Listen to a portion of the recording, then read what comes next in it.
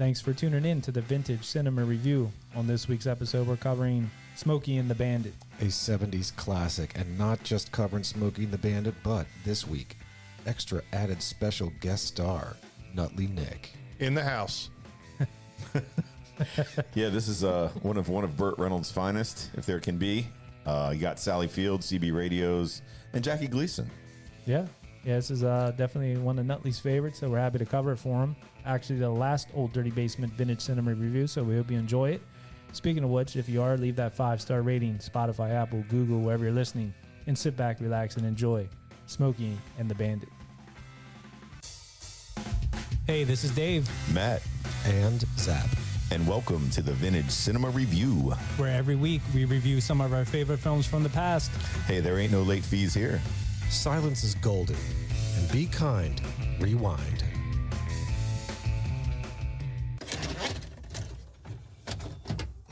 Hey, how's it going, guys? What's going on? Hey, what do you got in the old V.C.R. there today? Ooh, well, not only do we have a special movie with Smokey and the Bandit, we're also graced with an extra special guest star today, the infamous Nutley Nick. Yeah, thanks for coming in, Nick. Yes. Thanks for having me. No, we appreciate it. Good to be back.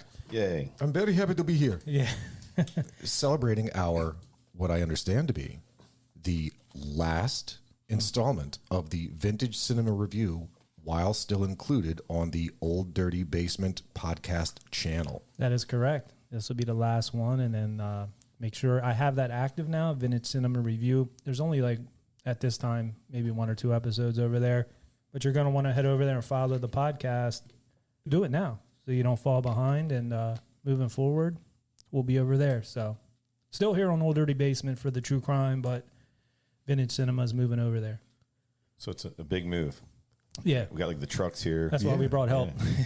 Yep. And Nutley got boxes and stuff packed up, so we're ready to rock. We appreciate that. Some pizzas. You brought some Coors Banquet. Yep. We appreciate that, Mr. Nick. And also you putting this movie on the poll like you do with many of them. We appreciate it. A lot of them. Yeah. Cannonball Run, that gem. Quite a few on there. That But was a great movie. Where would we be without the Nutley Nick input? Yep. And we're going to test out a little ranking system here at the end that we were working on. We're going to work it out. We'll go over it at the end. I mean, it's not going to be perfect today. It's just one we were thinking about. So we'll see what the listeners think moving forward. But yeah, so Smokey and the Bandit, 1977. This one was rated PG with a runtime of 1 hour and 36 minutes. The release date, to be exact on this, was May 19th, 1977 at Radio City Music Hall. And then July 29th, 1977 in Los Angeles. This kind of rolled out slowly. I know they were going to start in the South, and then they did have a premiere in New York, and people loved it, and they did L.A., and people loved it, and then they just it blew up. So it was everywhere. Oh, my God, yeah. Once this hits the South, I mean, this is the anthem of the South, this movie. Oh, yeah. At the time, I'm saying. Yeah, Billy Bob Thornton, I think, was one that they quoted in a documentary, said that he said this was like a documentary for the South. I can dig that. So directed by Hal Needham, screenplay by James Lee Barrett, Charles Shire, and Alan Mandel, and story by Hal Needham and Robert L. Levy. And this was produced by Mort Engelberg and Robert L. Levy. Budget on this, $4.3 million. This is a big one. Box office, $300 million. God damn. Yeah. Juice is worth the squeeze. Shit, yeah. Yeah. Really? I couldn't have said that better 300 myself. million. Yeah. That's Is that American? unbelievable. That's American. How Is many that times? real? How many times you go see this, Nick? Jeez, that's a lot of money, man. 10, 15 times. Okay. Wow. Well, it wasn't all you then, I guess. That is unbelievable money. How old would you been back then? 77? Yeah. 5. Okay. Yeah, you were a little young pup. You weren't Maybe your pops took you to it or something. Probably. Yeah. Snuck, eastbound and down Yep. over there. So yeah, that's a nice return. And then lastly, here the filming locations primarily filmed Georgia, the cities of McDonough, Jonesboro, and Lithuania. Yeah, man, it's war torn over there. They flew out there. That's why they made so much. I saw a couple of those parts. How do you say that? Lithuania? I don't even know how to pronounce it. I don't even know who or where you're talking about. Lithuania? Lufthansa. Sure. Lithuania. Lithuania heist? Is that Michigan? No, this is all Georgia. Yeah. He did it. Yeah. Yep. Must be a little town. I never heard of it. So yeah, that's pretty From much. Goodfellas, right? Like, He's talking about Lithonia. Yeah, the heist. Hey, Henry. he did it. Yeah. So yeah, that's the filming locations. I guess I'll turn it over to Zap for the cast. Yeah, and of course, I mean, our number one cast member here is going to be Burt Reynolds as Bo Darville, aka the Bandit. Yeah. Why does Burt Reynolds? Why didn't he just play Burt Reynolds? So that's the thing. So when you hear that a movie cost 4.3 million and it made 300 million, this was at that time, that very special time in American film history, where nobody gave a shit about the plot at all. This was just where you got together on the weekend or whatever it was coming out, and it was just like, hey, let's go see that new Burt Reynolds movie. Right. It could have been anything. It could have been Burt Reynolds as the Flying Nun. Nobody cared. It's let's just go see that Burt Reynolds movie. Because Well, he's that in and it. Jackie Gleason being on the Honeymooners, all that stuff. His Yeah. variety show. Yeah, yeah. You get Was the that a old fake tan he had on that movie? A fake tan. Yeah, Burt was that- Reynolds. no, Jackie Gleason. Oh. Well, I don't are you know. asking that because you'd only seen him otherwise in black and white? Maybe Maybe, that you could know, be it. Like okay. I don't like. Yeah, he looked like he had first a time very, you saw him in color. Yeah, he was very tan I gentleman. like that pencil mustache. Oh, that he yeah. had. Yeah, That was cool. Oh yeah. Buford. Yeah. So Sally Field as Carrie, aka Frog. Jerry Reed as Cletus Snow, aka the Snowman. Jackie Gleason as Sheriff Buford T. Justice, aka Smokey Bear. Mike Henry as Junior Justice. Pat McCormick as Enos Burdett, aka Big Enos. Paul Williams as Enos Burdett Jr., a.k.a. Little Enos. Susan McIver as Hot Pants Hilliard. That's Mick Ivor without the G. Laura Lizer Summers as Little Beaver. Lamar Jackson as Sugar Bear. Yeah, good quarterback too. Oh, yeah. No, same guy though. Probably not. No. Yeah, George Reynolds as Sheriff George Branford. Michael Mann as Branford's deputy. And last but not least on my list, Fred the dog as Fred the dog. Yeah, that little dog. You know, they had a contest for that dog, and Burt Reynolds picked the dog out. Is that right? Yeah, they went down to the town. They're like, we need a dog, just any dog, because they didn't have time to get a trained dog and all that. And the dog was going to be sitting in the truck the whole time. So I think it was Hal Needham set it up. Hey, casting, bring your dog. So all the kennels, every dog was gone. They brought them all to this park. Sure. And he went and just basically picked it out. but Burt Reynolds doesn't even have to show up for the casting. They just say, okay, we have a movie for Burt Reynolds, Yeah. and we're going to do everybody around him. Dude, this guy could show up just drunk and stoned and shitty. It didn't matter. Yeah. And one other little fun fact on the cast, that Paul Williams, Little Enos. Yeah. Do you know what famous show he wrote the theme for? He composed it, The Love Boat. Love. Oh, Yeah. Really? Yeah. So I was looking up some credits of his because I remember Enos from, I remember him from Little Enos from the Muppet movie. yes, he was on the Muppet movie. He was in The Doors. Oh, he was in The Doors, really? Yeah. He was like a producer, or He was, what's that weird fucking artist? Andy Warhol. He was Andy Warhol's like PR guy. I also remember him from, he was the voice. Last one I remember him from was Batman, the animated series Oh, shit. from the early 90s. He was the voice of the Penguin. Oh, nice. But yeah, I mean, he's a little dude. Yeah. Quite literally. I mean, Right. it's someone you just can't forget. Yeah, he said 5'2". They said 5'2". yeah, he wasn't like somebody said he was. I don't know if a little person, but I don't think he was. I just think he was a Smaller person, yeah. Yeah, he was They a called short Sort of like dude. Tom Cruise, right? Yeah. At 4'9". Yeah, that's what I think. Didn't Burt One Reynolds? of the earlier podcasts. Burt Reynolds called him a pygmy. A pygmy, though, they That's said. so great. Oh, that's so good. No, Cruz is 5 foot. I think he's 5 foot. Yeah, but I think in an earlier podcast, like you said, he was 4'7" or something like that, or 4'9". It's fantastic. No, I did. I had to look it up. I'm sorry for any viewers that I led the wrong way. He wears lifts. Yeah, he does. They're like huge, and then a lot of scenes too. They put him on So a you're on telling a, me- platform. If Tom Cruise was at Hershey Park, he couldn't ride like half the No, rides. no. That's insane. Correct. he's not Twizzler height. He's only like Hershey Kiss he's height. like a Hershey Kiss. Yep. Actually, I think he rented out Hershey Park one time. And they said the guys kept on having to do that thing over his head. That's hilarious. They kept waving that stick, and he was like kicking stuff. They said he was mad. He was pissed off. That straight as hell hockey stick. That, man, if you don't make it, you're fucked. That's why he has the hair. Yeah, they said in Top Gun he needed a booster seat. Mm-hmm. It's a shame. In the volleyball scene, he was standing on a sand dune. Yes. Yeah. Yeah. A lot of angles they use for Tom. Oh, well, it's good to know. We learned something today. So, yeah, this movie, I guess that's the cast. Matt, you want to take us through the brief synopsis? Sure. We will do the brief synopsis. Dave actually did the brief synopsis, but it was he shrunk it. Yeah. Shows that what I was supposed to read. All right, let me get it for Yeah, you. you got to see this. This is classic. Let me find it here. Hold on real quick, just for the audience. That's how I printed out. Jesus Christ. Holy cow. Dave goes, can you handle this? This is what happens when you print a that's- JPEG from your phone. That's Yes, please, big cast, little cast. yeah. I'm just Do you need honoring me the to movie. read it? Yeah.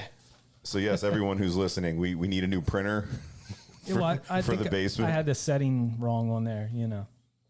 You had it set to Tom Cruise. Yeah, Tom Cruise. He has his own setting. that cruise, yeah. That was good. That is good. Okay, here is a brief synopsis of Smokey and the Bandit. Smokey and the Bandit is one of the all-time big box office hits. Burt Reynolds is the Bandit, a king-of-the-road trucker hero who has accepted a challenge to pick up a truckload of Coors beer in Texarkana, the closest place it can be legally sold, and bring it back to Atlanta in 28 hours. The reward, $80,000. The result, the wildest series of car chases and crashes ever filmed, because Jackie Gleason has become maniacally obsessed with apprehending Bandit, who has joined forces with his son's runaway bride, Sally Field. Nice. Yeah, ladies and That's, gentlemen. Brief synopsis Yeah, of Smokey and the Bandit. And the Bandit. We were calling you Was that Smokey. maniacally? We were calling Zap maniacally. Smokey in the driveway. And that's fine. Before we came and in. the- I'm okay with that.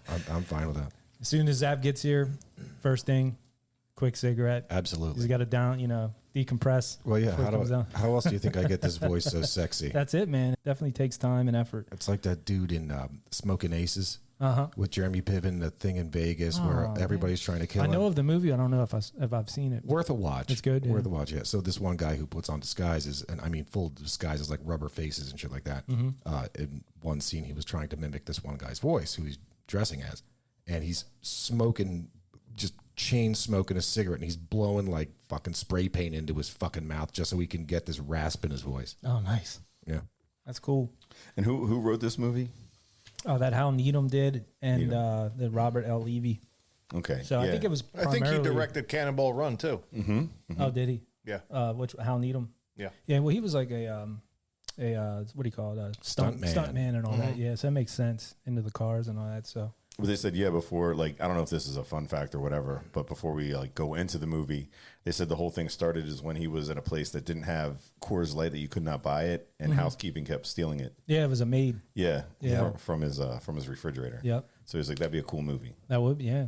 So Zap, I guess you're gonna steer us through the movie here, reminisce. I will absolutely steer us through, and I'm looking forward to gobs and gobs of input from everybody as we go. All right. All right, so we begin our movie with a montage of scenes showcasing every facet of big rigs and 18-wheelers, a true homage to truckers. The movie commences with local authorities busting a long hauler for trucking Coors beer east of Texas. Now, Matt just touched on it there, but Coors wasn't yet, for everyone to be clear, Coors wasn't yet licensed to be sold east of the Mississippi River because Coors wasn't they didn't get national distributing until 1986. So otherwise they would be considered a regional brewery. Like, so in Pennsylvania, we got like Yingling, we got Trogs, same shit. So when you see this guy in the beginning getting busted, he bootlegging, the term for which he was charged, was actually an appropriate term as it refers to violating the sale of or transportation of booze, Right. or the laws surrounding that. So similarly with this, he tells the officers that I'm doing this for I'm doing this for these these Burdett brothers. He was this challenge to do it in 28 hours. So the swiftness with which the haul had to be done, that 28 hours. This was done for purposes of, it had everything to do, I should say, with this Coors Banquet beer's lack of pasteurization and preservatives. So it would spoil in a week if you left it unrefrigerated. That makes sense. I should say non-refrigerated. So anyway, the trucker who'd gotten busted was doing it for the challenge. He'd accepted it for the award offered by Big Enos Burdett and his little son Enos, who desire 400 cases of this sought-after beer. Yeah, they said it was so scarce, like the scarcity of it to the people in the East. That's why, like, they just heard how good it was from people, west of Oklahoma or whatever. So yeah, it's just probably one of those things where if you don't have it, you want to try. It's not even that great. Of course. There's bourbons like that. There's all sorts of shit like that. And I guess he also brought back like that mystique of like the prohibition type run, trying to get the beer across the border, across state lines. And it got me to thinking, like, if we had to send something from PA that you can't, not necessarily can't get, I guess nowadays you can get most stuff, but I was thinking of like, what would be something from our area here that you would, if you were out like on the West Coast, let's say. I have shipped to my uncle, this was years ago, I shipped him a couple of cases of Yingling Lager Light. So like Yingling beer. He loved that shit. So what would be something you can think of, Nutley, that we got here in Central PA that would Lebanon bologna. Lebanon bologna. I like that. Matt, what you got? Adderall or methamphetamine. Yeah, there's a lot of that here. We make, yeah, like we do. There's a lot of like small trailer areas. Yeah. That there's a lot of good mixes. I can think of two things. You have something else maybe that think about Central Schmitty's. PA. Schmitty's sausage. I definitely got. You got things like Tasty Cakes. Yep. Utz potato chips. Middlesworth. That's the one that I was Middlesworth thinking. barbecue. I think Middlesworth for me might be the number one. Well, not even be contraband or illegal, but if I was going to send something from Central PA, a truckload, I think it'd be worth it. PA got a bunch of chips, like Hanover. There's pretzels and chips. That's like we're a the big snack one. capital, right? Central PA or PA in general. Yeah, so A lot of snacks. Well, with their previous hopeful now busted, the Burdetts approached the Bandit, who, after securing funds for them for a really fast car and to purchase the beer, accepts their offer for an $80,000 fee and grabs his brother-in-law and longtime long-hauling partner, Cletus, the Snowman Snow, for a trip to Texarkana, Texas, and back to Atlanta, Georgia, to be completed in 28 hours. So let me ask you, this guy, this Cletus, was he in Dukes of Hazzard? This was the inspiration for Dukes of Hazzard. Cletus was the name Cletus was actually the name of one of the deputies In Roscoe. That's Roscoe P. Coltrane's main deputy. Yep. That's what I was thinking about that, and I didn't go look anything up, but I was curious about that. Yep. So this guy, but this Jerry Hall, was he in Dukes of Hazzard as well as an actor, or just the I name? don't remember. Jerry him. Reed? Or I'm sorry, No, Jerry no, Hall no, is no, from Jerry Hall is from Batman. Right. Jerry Reed Was not He in was Dukes not of in Dukes Hazzard. of Hazzard. Okay, all right. But I mean, there was a lot of Dukes of Hazzard going on in this. It was. Although the Dukes of Hazzard, while this is a similar story, Dukes of Hazzard was actually inspired by a completely different movie. Like a movie that is like a 2-hour session of the Dukes of Hazzard. The name escapes me right now, but it does exist. Like, and it's Uncle Jesse, it's the two boys, it's the hot knees, it's everything you could possibly imagine. Wasn't there another like Bandit movie? Like it was like something in the Bandit, but it wasn't related. I think it's on like Tubi or something like that. It might be. I was like, There was Time Bandits. no, it wasn't Time Bandits. That's a great movie though. It is good. Have we done that one yet? No, There's the we can. what was it? Connery's in it. Yeah. The Bandit Mask, No. Butt Bandit. Butt Bandit. No idea. Did we do Mask yet? That's another good one. Rocky Dennis. Yeah. Rocky Dennis. Let's see. Oh, so Bandit at the time when the Burdetts found him, this guy was just laying in a hammock earning $25 a day with a sign next to him like as an attraction. Wow. Like people would just come up to him and ask him questions like, "Hey man, remember when you did this race? Remember when you did this run?" Can I get your picture? $25. It's kind of like Lobster Boy. Yeah. So Nutley had an idea for I was going to give him an Old Dirty Basement T-shirt. He was going to make some money on that, right? You said you're going to put it on eBay. Yeah. Like Worn a game, by like, Nutley Nick. like a game worn jersey. Signed. Yeah. That's All the proceeds go to the podcast. I don't know. How could you? That's a priceless artifact. I don't know how you could put any kind of value to that. Yeah. I might have to get it framed.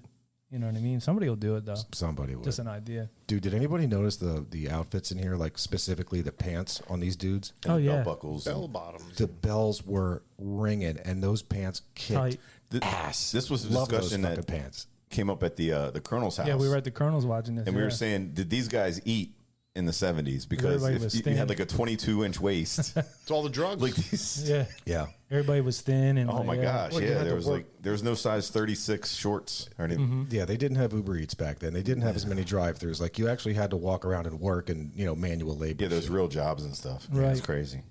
Yeah, people Now were people are fat and lazy. pretty much. Yeah. Indeed. Pretty much. Well, you ain't fitting into those pants. I know that. None of us are. No. You might, Nick. Yeah, you probably could. Nutley could get in. He could squeeze into some 26s. One leg. Nut huggers. Yeah. One leg. Too much package for that. No. Yeah, it's hard to go out there and find like 36 30s. Yeah, right. Well, probably not anymore. They kind of yeah, cater they to kind that. of they, If they you went came back around. if you were like McFly and went in a time machine back to the 70s, it was probably a lot harder to find. Man, hell There's yeah. Not as We many ain't people seeing that. built like that. Did anyone? So there's so many one-liners in this, just because so much of it was improvised. I mean, and we'll get to fun Most of facts the issue. movie was Yeah, that's what they improvised. said. Most of the movie was absolutely improvised. There was one that just stuck out with me at this point in the movie when Bandit goes to pick up Snowman, give him the truck. He's like, "Hey man, I got the car in the back. Let's go." When he shows up at Snowman's house, who is his brother-in-law? Because it's his sister that he's talking to and running. Right. He actually says to all these little kids are running around, right? Like a dozen of them. He's like, "What are you trying to do? Start another race?" Priceless. Yeah, that was funny. Yeah, what they say?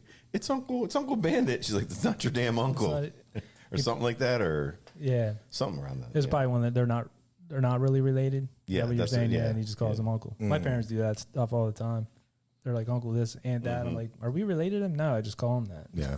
I mean, so I got friends with kids and shit like that. And so when those kids were coming up, they called me like, Uncle Zap. Yeah, that's what I Yeah. mean. They were close. These two were. It's respect. Yeah. Sure. Yeah. Don't call me by my first name if you're less than 18 years old. So, armed with CB radios, Bandit's dependable rig, and a new black Pontiac Trans Am to serve as the blocker, the two make their way to Texarkana with no hassles. But on the return to Atlanta, Bandit comes across a woman, Carrie, a.k.a. Frog, who appears to be stranded on the side of the road, but who's really just run away from her own wedding. Yeah. Her betrothed just happens to be the son of Texas Sheriff Buford T. Justice, who's as old school, good old boy as you could ever imagine. And he's none too happy for the insult brought upon him by his son's fiancee leaving his son waiting at the altar. I was talking to Mississippi Neil. He had an 81 black Trans Am, Yeah. just like that, just like that car. That was a bitchin' car, man. Sure. And that's the first time we got to but look they at that said- when he was at Cletus's house, right? He Yeah. came out, yeah. But isn't the engine shit in that It is. Trans It's Am? like not very much horsepower. I think it was like 180 some Oh, horsepower actual engine. Yeah, yeah, back that's then. and it was an automatic. How are you Well, supposed to be one out of running? them. Well, one of them was. Well, that's okay. yeah, Okay, you can get we'll into that later. then, yeah, but yeah, that was a cool car. Oh, is this like a thing where it's like goofs where this one's automatic, but in the next scene it's actually stick? Well, it had to do with the Manual. stunt car because one of them was one of the three. I think there were three. There's varying reports, but I heard it from Hal Needham on one of the documentaries that Gotcha. there were three of them. One of which was stick shift. So, but That the other was two, yeah, but they would make mistakes where he'd be driving and he'd be hitting the clutch, and then they'd show him there with the automatic shifters. And Yeah. It's like, what the hell's going on? Toying with my emotions. Did anyone notice? So just little things, right? So when he picks up Frog and they drive away and they do whatever, there's that van that's just sitting there that Jerry Reed almost hits. That Snowman almost hits. It's this van of these 3 or 4 dudes that get out. They got tire irons and shit like that. Like they're just sitting there waiting for that chick to get picked up so they can go strip her car. Just waiting there. Yeah, It's crazy. Was that the one that Buford T. Justice? they were like college kids. or something. Yeah, then he Yeah. pulled. Okay, so yeah, I didn't Now- get that part either. I was like, wait, I'm going what? to go catch the bandit. You 3 just wait here until I get back. And the one kid's like, I'm getting the fuck out of here. And the other guy's like, I'm just going to sit right here. One of them had a Coors T-shirt on, right? Correct. Yeah, banquet. T-shirt. Absolutely. Had a Coors Banquet Beer t-shirt. Oh, a fun fact about CBs. So they were, obviously predominant in this movie.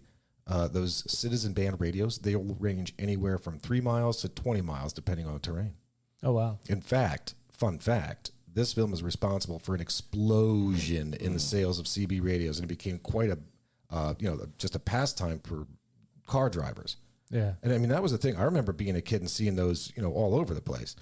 This ended up, this ended up pissing off truckers to no end. Because people are on their So these regular just Tom, Dick, and Harry Sunday drivers, or whatever, they're constantly looking through the bands for a nearby truck because of this goddamn movie. They're trying to practice their CB lingo, and they end up bothering these truckers to honk their horns the whole time. Yeah.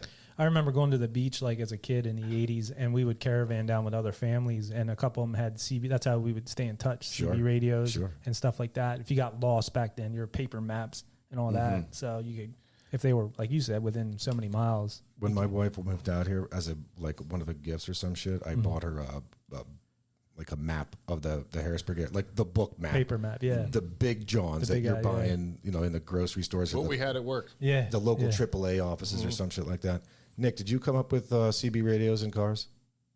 Yeah. Oh, yeah. My brother had one attached to the house. Like he had a home antenna. Oh, wow. Oh, damn. Is that like the police? You hear like the police radios? They had their own scanners? channel. Like police, I think, was channel 9. I wonder if that was a ham radio. No, it was a CB That's radio. that's what I was thinking for a second. Because Also, he I was love able ham. to bring it in the car and had a car antenna, but one was at home. This is a little off topic, but on radios, my grandfather had a little radio with like a world band type thing. You could pick up like channels the in other world. countries and Yeah. stuff. It was, I don't know what the technology was. This is in the Like Clutch 80s. Cargo. It was you pick up Clutch Cargo cartoon. Technology. What is it? What is it all about? But I remember that there was a dial up top, and you'd pick up. You won't even know what they're saying and stuff. Different languages and stuff. But I mean, with an AM frequency, certainly being the stronger of the two, you have, so FM is frequency modulation, AM is amperage modulation. I could be wrong. Somebody, please, if you could mailbag that. But that AM is such a stronger signal. I mean, that shit's bouncing off of, the fucking ozone and shit like that, or whatever, the stratosphere, and it bounces right back down to earth. Like you never know where it's going to land. So that's entirely a possible thing. yeah, I lived in Florida, growing up in New Jersey, and I would put on the AM station. I could hear like the hockey game, Devils game, on the New York station in Florida. And it wasn't like it had to be at night when it was simulcast or something. No, Not I know her. Not simulcast. Just What they picked it call up. that? What's the word I'm thinking No, of? you're nailing it. Is that what it is? no. No, just normally broadcast at that time. But I think I know where Nick's going with this. Like there had to be, you couldn't have a shit ton of action going on. So like daylight hours would suck because everybody's fucking up the airwaves. Oh, I see what you're saying. But at At night, night, I was able to hear it. Clear, not many people driving to work or whatnot. Come to think of that, I remember even on FM when I grew up in the city, we could pick up Philly stations at night. The signal would be stronger, and they probably turned it up. Maybe they turned up the signal too at night because there's more people. I don't know, but yeah, you get like those music stations from Philly. But yeah, CB radios, all that shit back in the 80s. That was funny. wild. Like now you can buy what are those like little not the CBs, the little Little handheld radio. handheld, for like at the dollar store. Are you talking? That go like 15, 20 miles. Oh, okay. All right. Syndication. Syndicated. That's what the word I'm There you looking go. for. Syndication. Yeah. Yeah, but those little handheld, like little Nutley Nick with the save. Yeah. There he is. syndication station. So not a little transistor radio, Matt? Transistor. No, just walkie-talkies. You can get them now at the dollar store, and they go like 20 mile range. They're awesome. Those are cool Dude, too. I fucking loved walkie-talkies as a kid. And you pick up all kinds of weird shit on that too. Like, I'm sure. our kids were hearing like Baby these- monitors. Yeah, and these other kids talking, and you hear like Well, the cordless phones too used to pick up shit. Oh, shit, yeah. Absolutely. Yeah. And if late at night. You're not supposed to get a call. You're like, like your mom would pick up. Are you still on the phone, Matthew? Yeah. Oh, Matthew. 11:30. You have school. Who are you talking to? The Cobra. Remember Cobra? That was the brand. Yeah. Yeah, Cobra. Cobra also had radar detectors. Yeah, Cobra. Yeah. Oh, yeah. In the cop car. Bloop, bloop, bloop, bloop, bloop, bloop. Those are cool. Does anybody do that anymore? Wait, to start, did those fucking work? Like at I all? don't know. I don't The know. radar detectors? They worked when you were right on top of the cop, but it's too late. Too late. Okay. All right. But I know you could buy real expensive ones. Like everybody wanted to get the cheapy ones, like for $30. Sure. No, you had to you spend get- the $300. Those are at Radio Shack. Yeah. This is why Radio Shack went out of business, I missed them. Yeah. selling shitty radar detectors. Yeah, they were. Tandy. That was their brand. That was their brand. They had Tandy. computers. They had all kinds of shit. Is that like a Blockbuster now? Is there any Radio Shacks left? I don't know, man. To my knowledge, no, I none. don't think so. No. People probably bought them out, like the buildings, and opened their own shit. I was just watching a TV show, and it's obviously a Radio Shack, but it's called like Radio Shed or something like that. Okay. Right. And it's the same shit. Radio Hut. Yeah, Radio Hut. Right. So my dad still says that. He's like, I need some batteries. I need to run a Radio Shack. I was like, Dad. Well, get in your DeLorean, Dad. You can go back and get one. You get batteries anywhere, man. Yeah. Top shelf, Dave. Top shelf. All right. Back to the movie. From Texas to Georgia, Buford T. Justice and his son chase the bandit and Frog in hopes of retrieving the fleeing fiancé and putting the bandit behind bars. Along the way, fulfilling his role as the blocker or distractor in that speedy Trans Am of his, the bandit does an exceptional job of attracting the attention of other police from a number of other jurisdictions, all of whom remain none the wiser of the shipment of bootlegged beer in Snowman's trailer. With the help of other truckers and locals along the way, who make very good use of those CB radios to alert them of police or other obstacles' whereabouts, Bandit, Frog, and Snowman make their way to Atlanta. So this is like this is the majority of the movie, right? Like they're driving all of the shit that they're doing and hitting the people on It's the just CBs. speeding, stunts. Like, And there was it's like Cannonball Run. Basically, yeah. Not that there's anything wrong with Cannonball Run, Nick. I'm just saying. But I mean, Great movie. Yeah. now when you look at like car chase scenes, like in movies, like chase scenes, would you consider this movie to be a car chase movie? The whole goddamn movie. Yeah, the whole movie is. Yeah, I mean, I think you're trying to compare it maybe like newer stuff.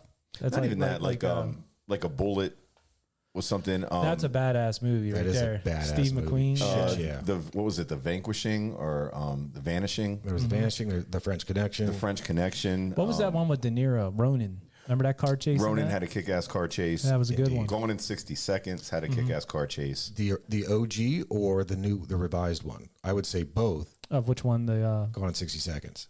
what's What? You didn't know? No. The old, the Your old- ass better call somebody.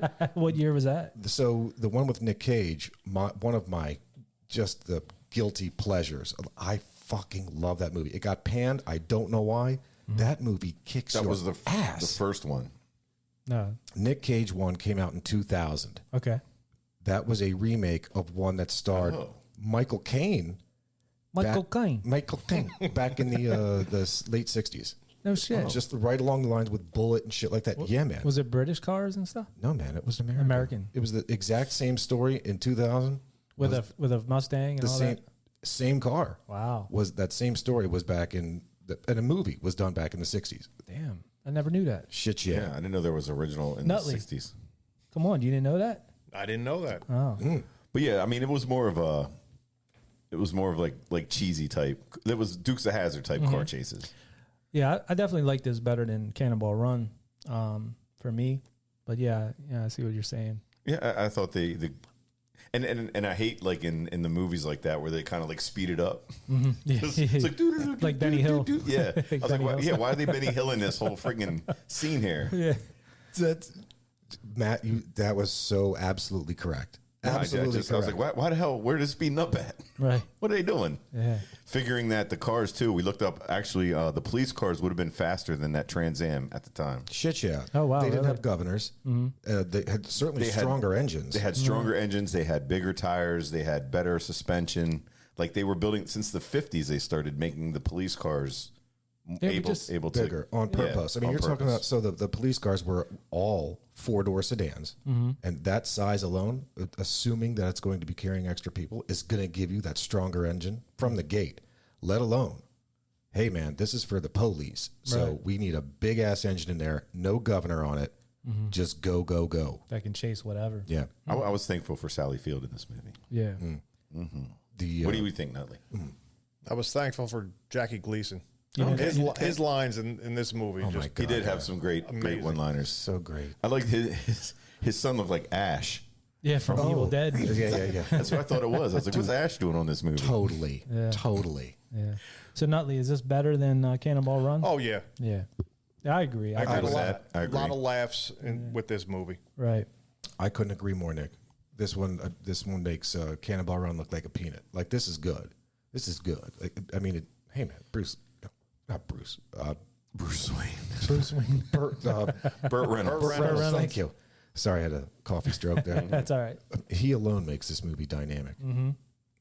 I mean, he's him and Jackie together. Yeah. I love the Honeymooners too, like Jackie Gleason. I mean, I remember as a kid even watching him and that. I still watch it if it's on. Yeah, it's a good show. It's a good show. And a guy watching this, like he's like a guy that you know what I mean. He's funny. You can. Was he a big actor at any time? Like after the Honeymooners? I don't know. In between that, like I don't think he really did much. Variety shows. I think he had his own. Okay. Like his own show. Mm-hmm. He definitely had a dry spell there for sure. Yeah, I didn't know much about. What year was the Honeymooners? Like 30s or 40s? Well, 40s? The 50s, as we saw in Back to the Future, it was. Oh yeah, that's right. Okay. A rerun. What the hell's a rerun? Yeah, get used to these bars, kid. Yeah.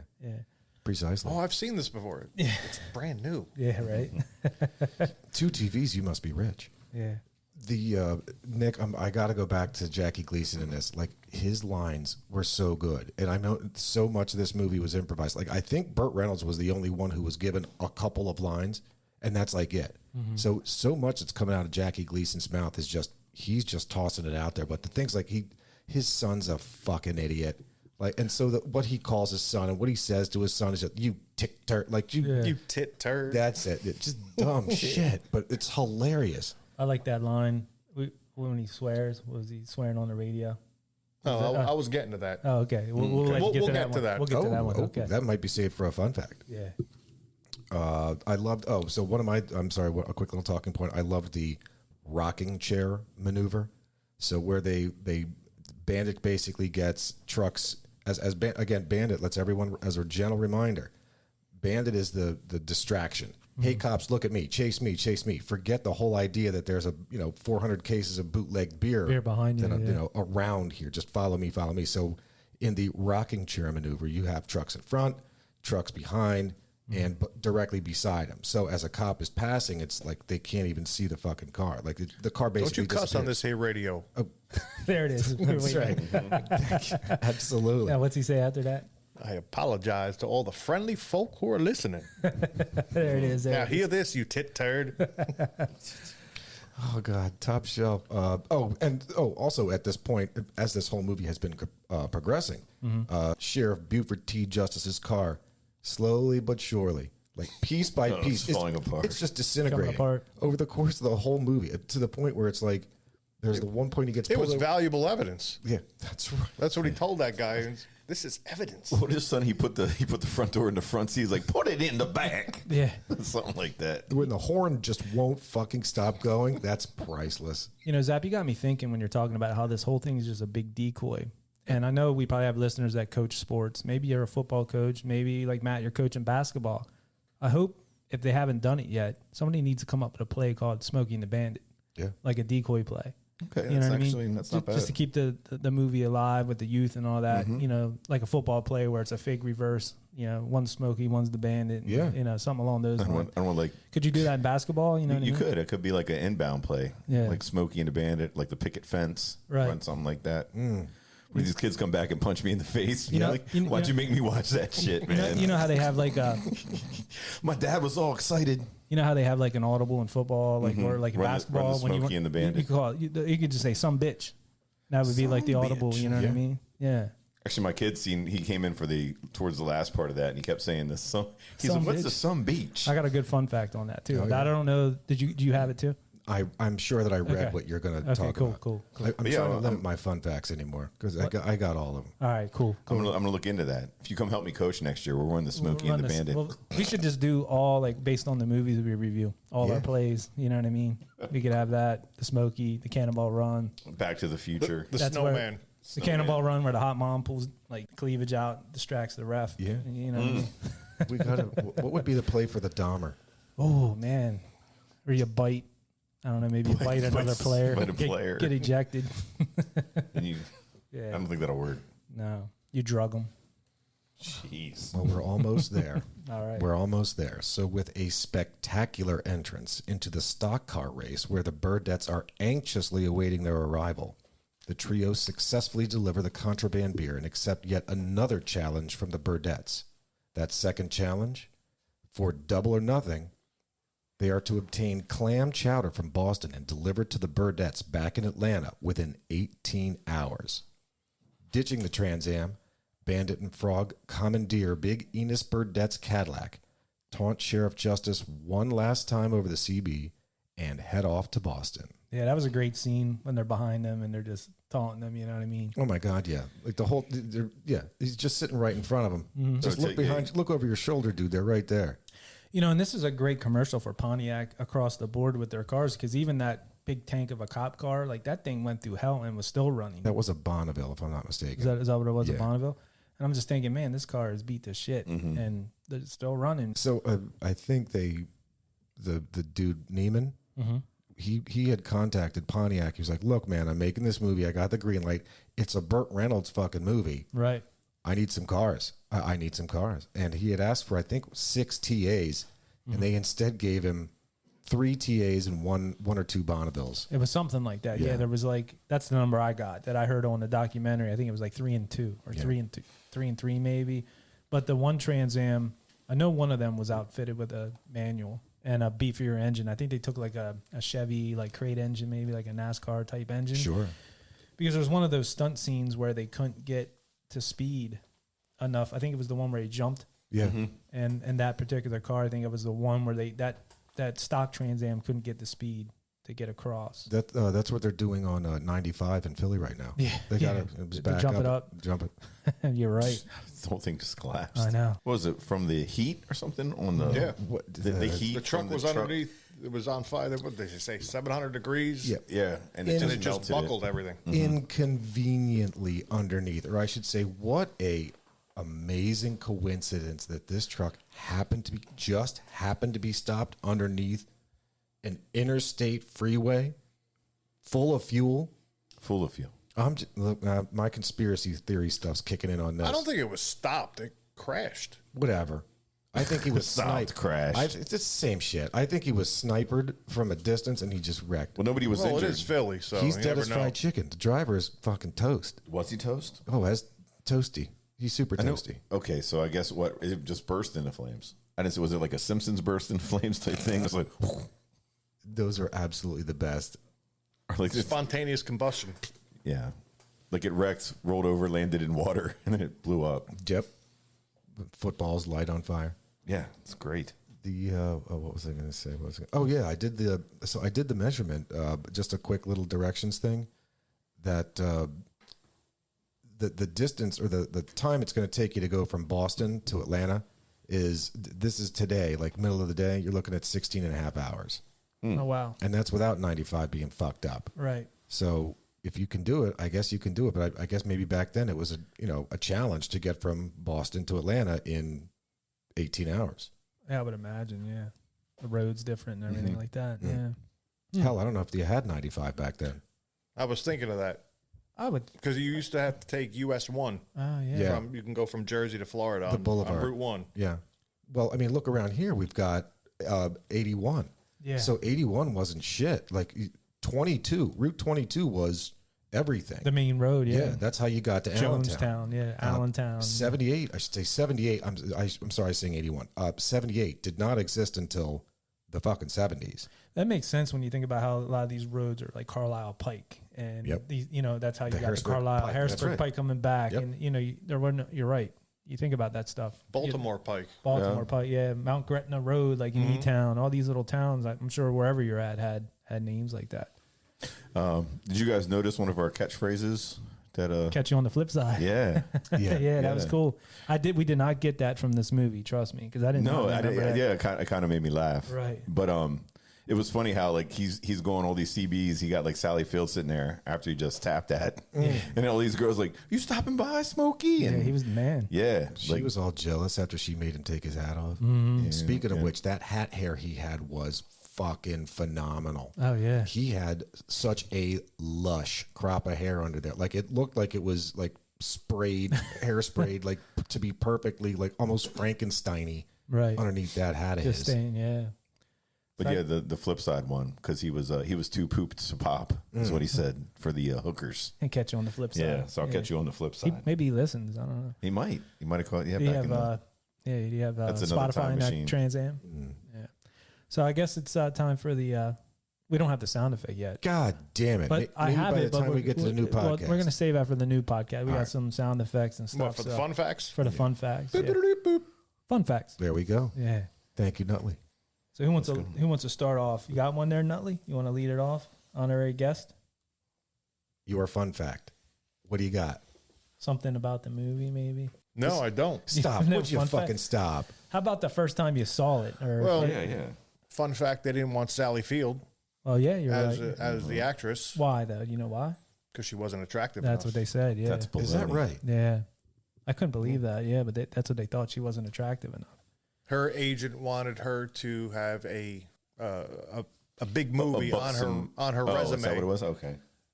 And Hal Needham did not want Sally Field. It's like, no, she's not attractive enough. But Burt Reynolds fought for her to be in the movie. And, well, she was in it. was All in it. three of them. So did they work together previously, Bert and Sally? I think that was their first one together. Because I had read that they had developed. There's Sally right there. I had- Look at that. How do you God say damn. that's not attractive? I know. The So girl next door look. I had heard that they had developed like an on-screen, relationship romance. During as, it, as they were going. So It was said that. Well, he was a sex symbol. The ladies loved him. again, yeah. he was I the mean- George Clooney of the time. Then he have that picture where he was on like the fur rug or something. And he or was naked. There was something like that, yeah. His cowboy hat was just covering Covered. his. No. That was like Yeah, the My big picture. goodness. They Yeah. didn't shave back then, No. But no, this is everything that I had said in the beginning of the movie. Like nobody gave a shit what the movie was about. Could not care less. Burt Reynolds is in it. Jackie Gleason. Let's go. Let's They're all go. about it, yeah. So I know the two other movies. So we said Star Wars was number one. I think Close Encounters was like third or fourth that year. That was one of the top three movies, and then obviously Somebody, if they know that, they can call in. Yeah, call in because there's like the top four. There was Close Encounters and a fourth movie. So mailbag that. And there was something else we were talking about. I was thinking it'd be a good mailbag when you were talking about something. CBs, No. FM. No, it was AM. No, it was nothing to do with that. It was something later on. So fun fact, just for this is a little zap fun fact. So Jerry Reed, obviously the singer of the Eastbound and Down, like just the snowman in this. I knew him prior to seeing this movie. Now, granted, I knew him. I should say Personally? knew of him. I knew of him. I knew of his whatever. So as a kid, I'm sure we all did. I'm hoping we all did. We all watched Scooby-Doo growing up, right? Oh yeah, I love Scooby Doo. So Scooby-Doo went through a number of iterations, or call it a number of series. Like there was at one point the 13 Ghosts of Scooby-Doo with Vincent Price. And prior to that, it was Scooby-Doo Does This. And it was Where Are You, Scooby-Doo? So one of the iterations of Scooby-Doo was the new Scooby-Doo movies. And they're called movies, but they were just that's just the name of the fucking show. They were half-hour shows. This was one, and please tell me I'm not the only one. This was the series of Scooby-Doo where they had celebrity guests on there Yes, in I remember cartoon that. form. So in addition to Don Knotts, Cass Elliot, Jonathan Winters, Sandy Duncan, Tim Conway, Dick Van Dyke, Don Adams, Sonny and Cher, the Three Stooges. That's right. They the were all Harlem animated. Globetrotters. That's right. I remember that now. Yeah. That's right. All running around with Scooby and friends. In addition to all of them was Jerry Reed, and he sang a song on the on the cartoon. It was like "Pretty Mary Sunshine" or some shit like that. Oh, okay. Anyway, I just knew that I could that remember song, that. and I remember him. Hey, Scoob. And I saw him later in this movie, obviously much later, Right. because I'm not as a kid, I'm watching Scooby Doo a hell of a lot faster than I'm watching Smokey and the Bandit. Hell yeah. Yeah, just to see him later, I was like, oh, I know that cat. There he is. Yeah. There he is, Matt. What you got, man? Oh, nothing. I was just reading that Sally Field was really trying to get into this role to show that she could do other stuff than being like Gidget. Or the Flying Nun. Flying Nun. And she was in Sybil, which she got like a little bit like more serious in, but then her people were saying, hey, we need you in something fun. And like you said, they didn't want her in this one. She was really pushing for it. And I think a few years later, she was in Norma Ray, and she won an Oscar for that, an Academy Award. And that was about a union. She started a union for her little factory there. But I really like Sally Field. Don't boo the union. My God. How do you think you got your salary, man? She was a great mom in Please, Forrest the only Gump. union I care about is the union of these states united. That's right. Oh, that's beautiful. Yes. Join or die. That's right. So the one I got here is Burt Reynolds was promised a Pontiac Trans Am from a senior executive at GM, and I think it was a Trans Am for life, basically. He promised him. What, like one fresh one a year? I don't know if it's per year or just like when that one dies, we'll send you another one. Kind of along those lines, like he was promised a Trans Am for life. It's kind of what he said on this. Because I'm going to be a Trans Am for life. So he waits and waits and waits. Never got the car. So he calls over there and gets a hold of somebody over there at GM. And he's like, hey, you don't want to be a pain in the ass here, but where's my Trans Am? And they're like, oh, that guy, he doesn't work here anymore. And the he lied to the guy him. that took over is not going to honor that. So Burt Reynolds had to go out and buy his own Trans Am. That's so fucked up. But I think with the $1 million that he made on this, I think it was around $1 million. Yep. He could afford it. Yep. Another fun fact about that Trans Am, one of our listeners, Sean the mechanic, we call him Sean the Snowman because he makes it real cold. He's a mechanic. He'll work on your air conditioning. His buddy down in Florida owns a company that builds Trans Am. Say you have an old Trans Am and the body's all, rusted out. Mm-hmm. He he builds them fresh, like the body, and you just click it on top of it. Yeah, It's like not that bath- easily, but yeah, It's like bath fitter. like bath fitter. So he'll like craft the Trans whole Am fitter. Yep, Trans Am fitter. Exactly. That's a good one. Yeah, maybe it's called that. But down in Florida, he'll do that for you. So I've seen, I mean, we've all seen the shows, in recent years, thanks cable television or anything that shows all of these guys that, go to rusty garages and they find these shits and they redo the things. So a resto mod is probably my sought after if I'm getting like anything older, obviously besides the Lincoln Town Car. so you're talking about take a old body, put it on a new. It's that equivalent. It's where you take an old car, but you give it all of the current upgrades, like New engine, new shocks, new ABS, brake, all that everything. bullshit. all of that, and then some. All of the electronics, all of the everything. You're basically taking all the creature comforts we now have in automobiles, and you're jamming that into an old. So it looks like that classic, I was thinking of the same thing. the classic car that you want, but just with the technology today. Technology. The What is it? underpinnings. What's what it is all about? Yeah, but he can do that. He'll build you the whole body, and then you can do whatever. You can take the old shit, put it on there, whatever. I've Or seen like he said- Johns where they've done exactly what you've said, where they'll take two cars, two automobiles. They'll take the old John and a new John, and they'll basically call Frankenstein, it a Camaro. Yeah, Yeah. and they cut off the body of one and they put it onto the other. Put it on the other one. That's pretty cool. I like that. Dave, you'd mentioned the $1 million was a salary. You also mentioned in the beginning that the total cost of this movie was $4.3 mil. So I'm no math guy, but I am. Right. That $1 million is like almost 25% of the entire fucking movie budget. Yeah, I mean, that's a lot. yeah. I'm pretty sure that's what So he if said. he it was got $1 million, how much do you think Jackie Gleason got? Because he I was don't know. just as big, if not bigger. Yeah, there was something in here in my fun facts about that. But I don't know if he did anything though. Like he could have just been happy to be on film In a again. movie. Yeah, Yeah. because they said they didn't even write any like stuff for him really. They had like some dialogue and they said Do what go ahead you and do. it. Yeah. This doesn't give a number, but allegedly, Jackie Gleason, Allegedly.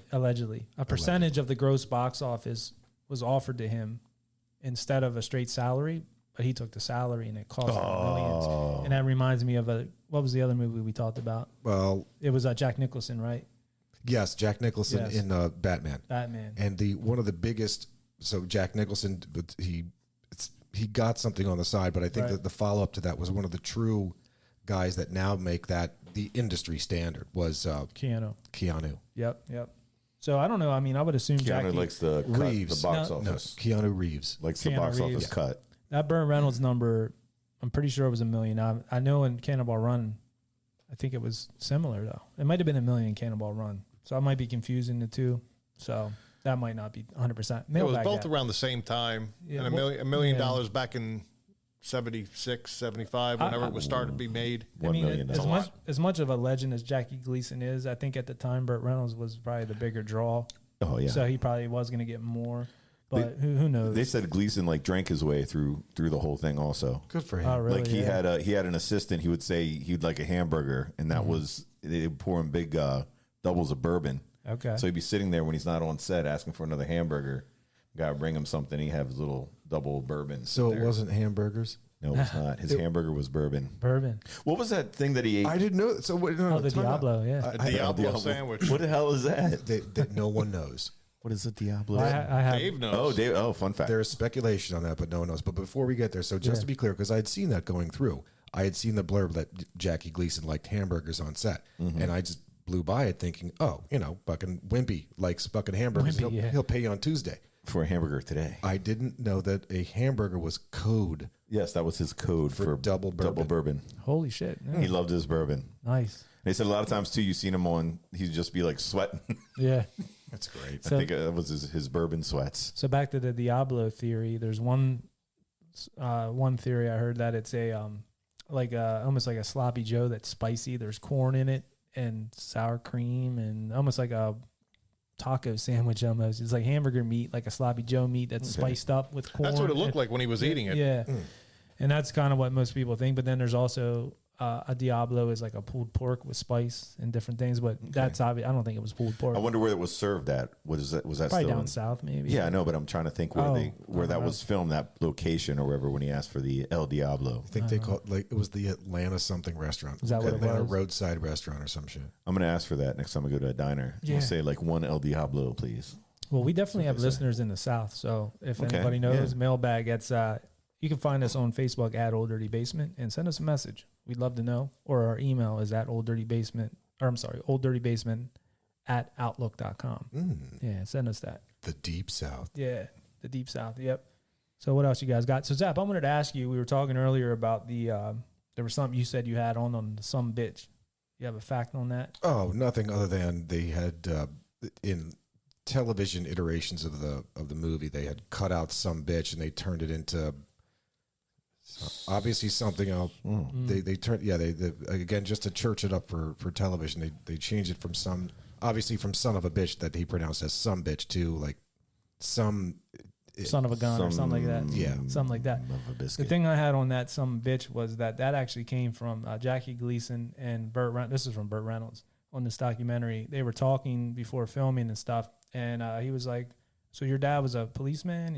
And Burt Reynolds was like, yeah, he was a cop through and through. Like, he just loved it. And they were talking about like his growing up, like things he would say. And Burt Reynolds was telling him how his dad would always say some bitch. He wouldn't say son of a bitch. Some bitch. And Jackie Gleason took that then and used it through the whole movie. So that came from Burt Reynolds talking about his dad using some bitch growing up. How about that? Yeah, so that's where it derived from.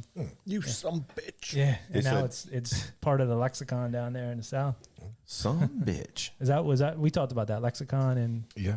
what's- Dialect. dialect and lexicon. Absolutely. And what was the difference on that? So dialect is the way you say things. Lexicon is the collective amount or count of words. Oh, so it would be dialogue then. Yeah. Oh, I got you. Or dialect. Dialect, yeah, dialect. Lexicon. I thought that was something you went to. Like, Like- I'm going like to a club. Lexicon. Yeah. A club. The club Lexicon. Lexicon. Lexicon. No, lexicon. That's where you dress up as Yeah, it's your favorite superhero. As a Lexi- Yeah. Marvel superheroes. So sad today. Yeah. But everybody sat with me. Lexicon. Only like if a couple people would get that one. Yeah. Real quick, how you say like some people say this movie is like horribly cheesy. Sure. Yeah, like, but they said it was one of Alfred Hitchcock's favorite movies. Oh yeah. No shit. Yeah, And Nutley Nicks. and Nutley Nicks. It was. So you guys are on the same level. They have a lot in common. That's man. crazy. Yeah. You and the horror genius share that commonality. This movie got me through some hard times way back. Oh, for real? Yeah. Elaborate on that. This and some hamburgers will help you get through any hard time. Have I an El can't, I Diablo can't in the elaborate house. too far, but the You're amongst friends. Go ahead. guys I was going through a rough time, and We're glad you made it out of it. my friend. I mean, I've seen the movie before, but having the guys over, like cousin Mikey, I got to give them shout out. Right. J&G Tart, they all got nicknames. Wonder, Skirly, Skank, they would come over with Smokey and the Bandit. Nice. That's awesome.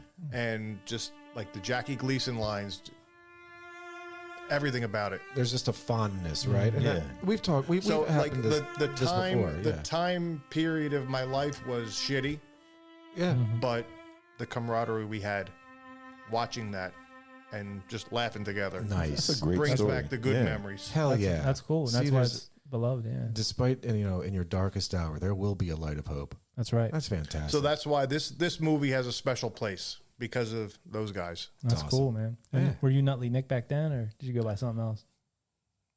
Nah, I wasn't Nutley Nick back then. Not yet. Nah.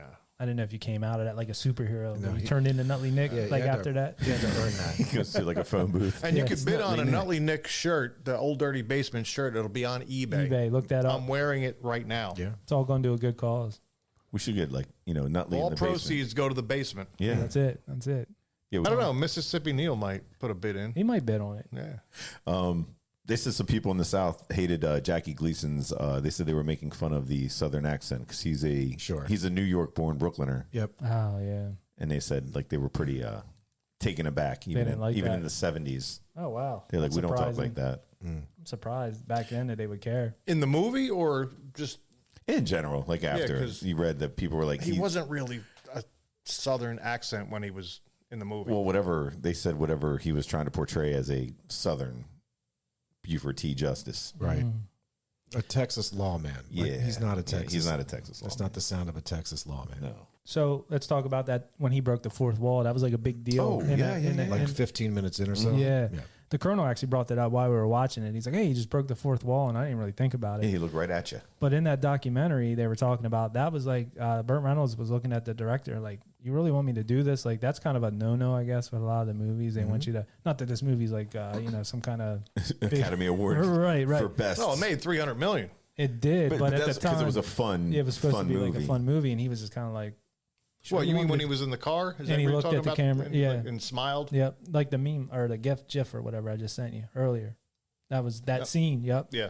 That was like a big deal, and Bert was like, I don't know, and he did one take, and he did it. He said, pull up, and he gave him a point when you're at the camera, and he did it, and then took off. He said, should we do it again? He said, nope, that was perfect, and they kept it, and it worked. Yep. That job, was a scene Bert. at night, I think. Mm-hmm. Yep. Yep. He pulls next to a bank or some shit. Like he just bounces onto the grass and the cop skids by. Yeah. and smiles and goes, yeah. Yeah, what else?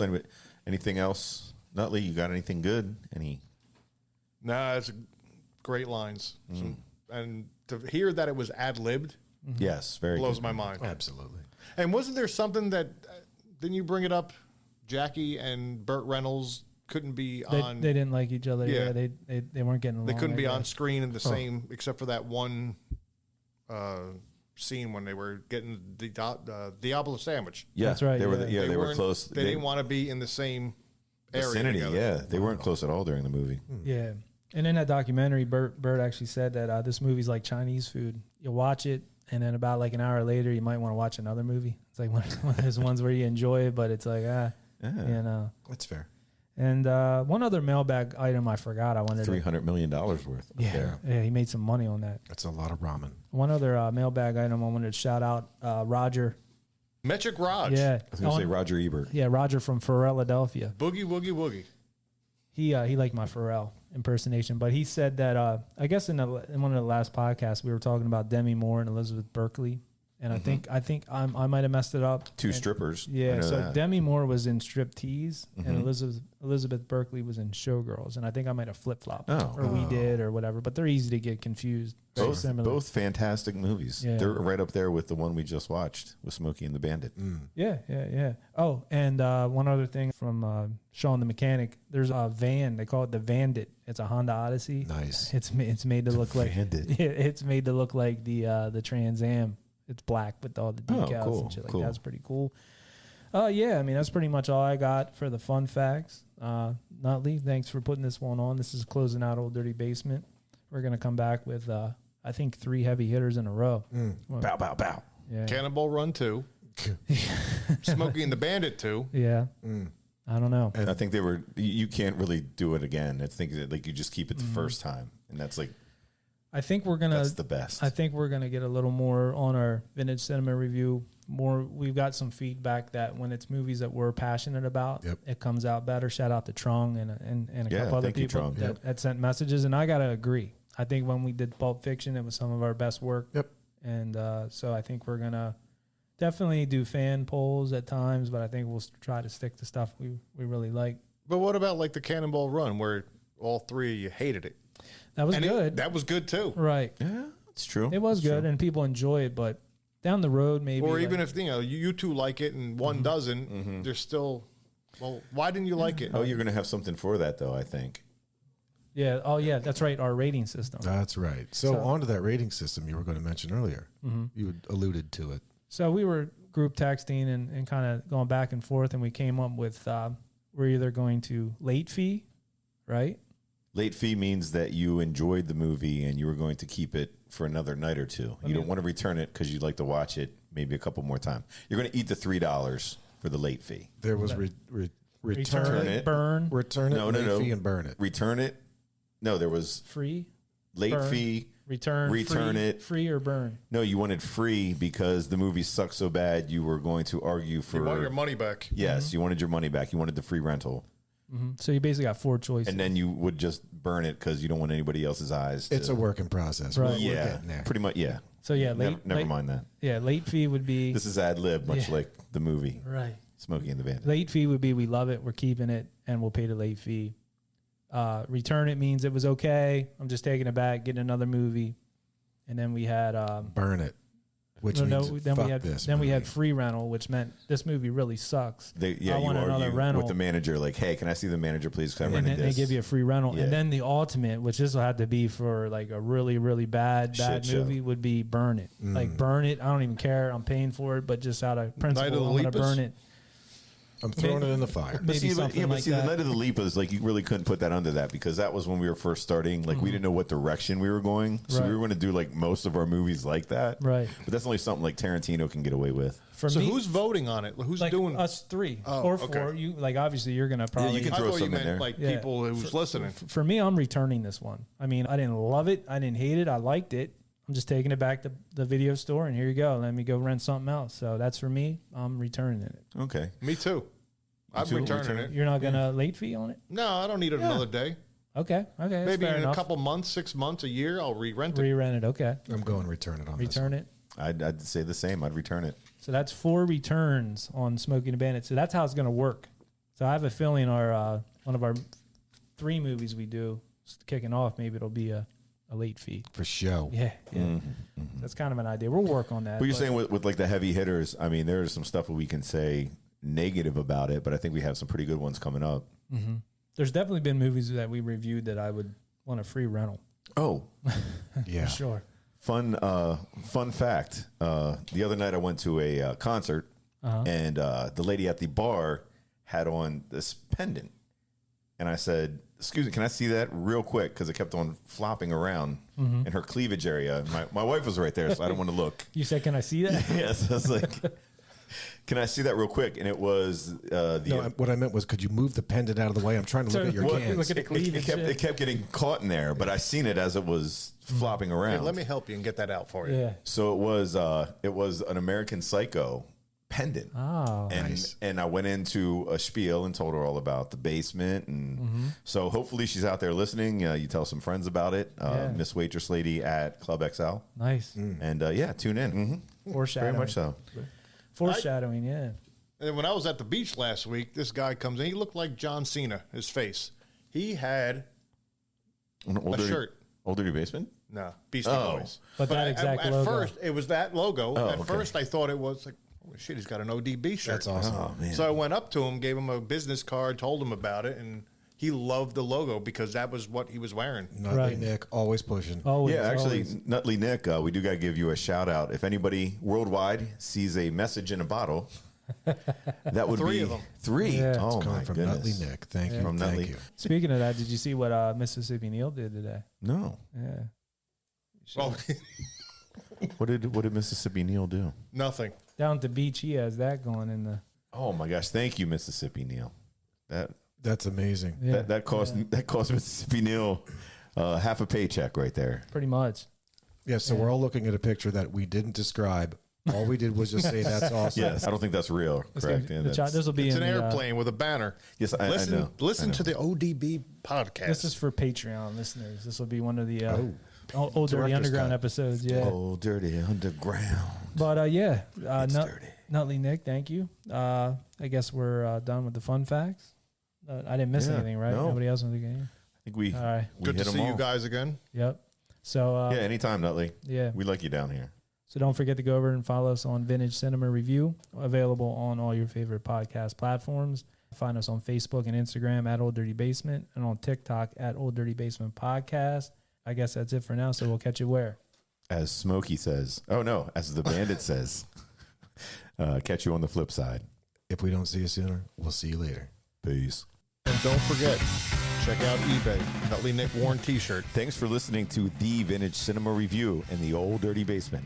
If you dig our theme music like we do, check out the Tsunami Experiment. Find them on Facebook. Their music is streaming on Spotify and Apple, and where great music is available. You can find us at Old Dirty Basement on Facebook and Instagram and at Old Dirty Basement Podcast on TikTok. Peace. We Audi 5000.